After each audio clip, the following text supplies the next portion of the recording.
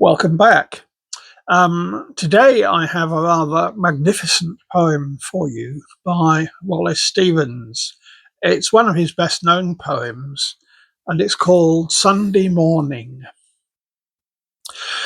Complacencies of the peignoir and late coffee and oranges in a sunny chair, and the green freedom of a cockatoo upon a rug mingle to dissipate the holy hush of ancient sacrifice.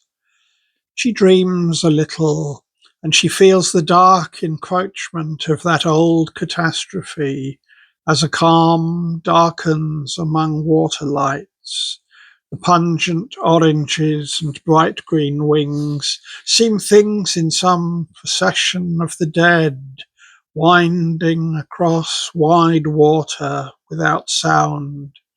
The day is like wide water without sound, stilled for the passing of her dreaming feet over the seas to silent Palestine, dominion of the blood and sepulchre.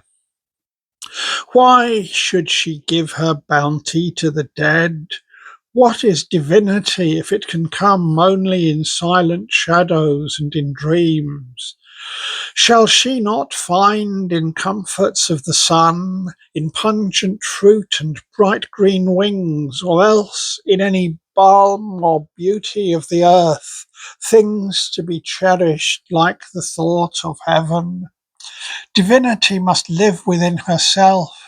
Passions of rain or moods in falling snow, grievings in loneliness or unsubdued elations when the forest blooms, gusty emotions on wet roads on autumn nights, all pleasures and all pains, remembering the bough of summer and the winter branch. These are the measures destined for her soul. Jove in the clouds had his inhuman birth. No mother suckled him, no sweet land gave large mannered motions to his mythy mind. He moved among us as a muttering king, magnificent, would move among his hinds, until our blood, commingling virginal with heaven, brought such requital to desire, the very hinds discerned it in a star.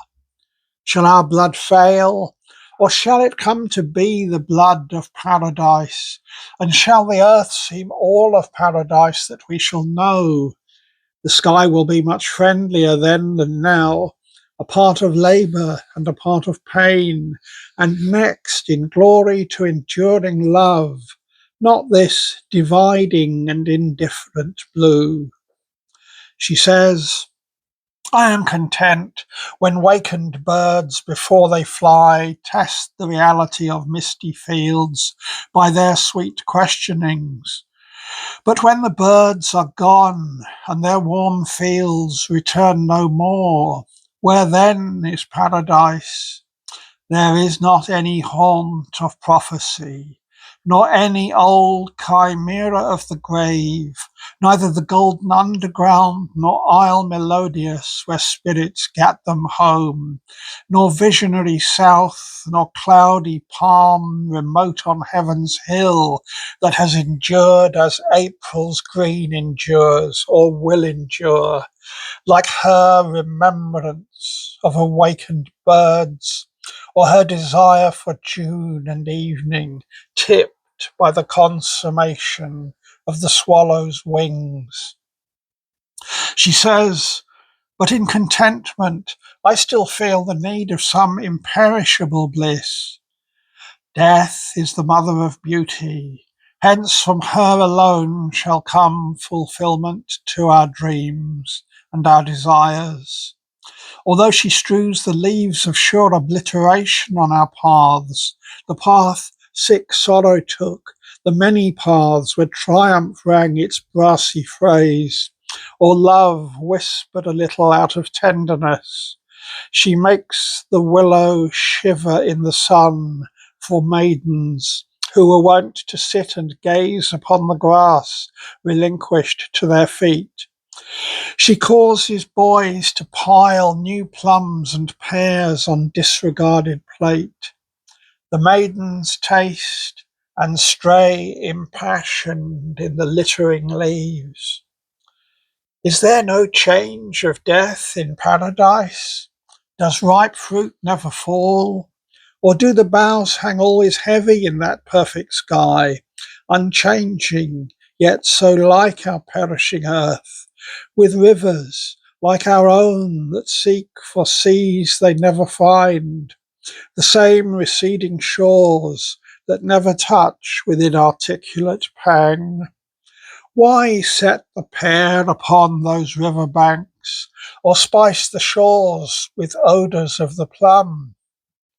Alas, that they should wear our colours there, the silken weavings of our afternoons, and pick the strings of our insipid lutes. Death is the mother of beauty, mystical, within whose burning bosom we devise our earthly mothers waiting sleeplessly.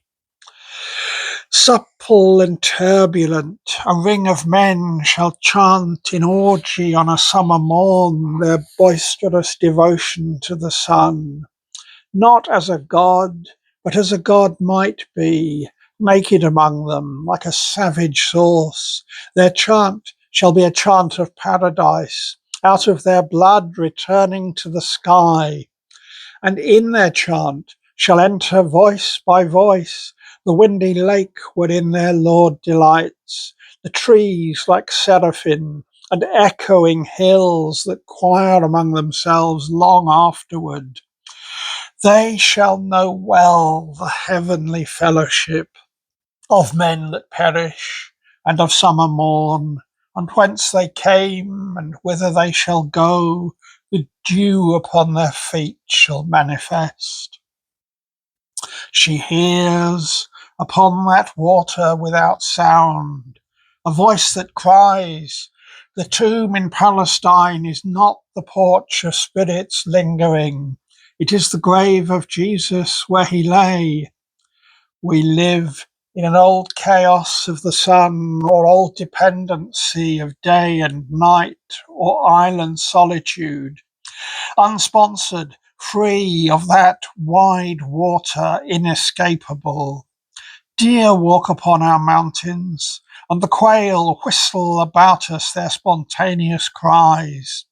Sweet berries ripen in the wilderness, and in the isolation of the sky at evening, casual flocks of pigeons make ambiguous undulations as they sink downward to darkness on extended wing.